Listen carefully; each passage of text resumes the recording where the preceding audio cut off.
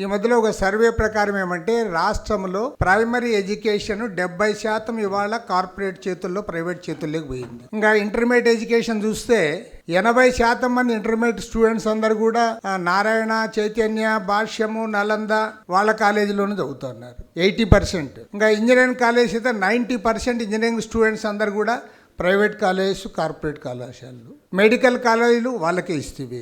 ఆంధ్ర రాష్ట్రంలో యూనివర్సిటీలు అంటే కేఎల్ యూనివర్సిటీ, గీతం యూనివర్సిటీ, ఎస్ఆర్ఎం, విఐటి. అసలు కేఎల్ యూనివర్సిటీలో చదువుతున్న స్టూడెంట్స్ నాగార్జున యూనివర్సిటీలో అంటే దీనికి 10 times అక్కడ చదువుతున్నారు. నువ్వు ప్రతిష్టాత్మకమైన ఆంధ్ర యూనివర్సిటీ, ఎస్వి యూనివర్సిటీ వాటిని కూడా నామరూపాలు లేకుండా చేసి పారేశావు. దాదాపు 3900 టీచింగ్ పోస్టులన్నీ కూడా ఖాళీగా ఉన్నాయి.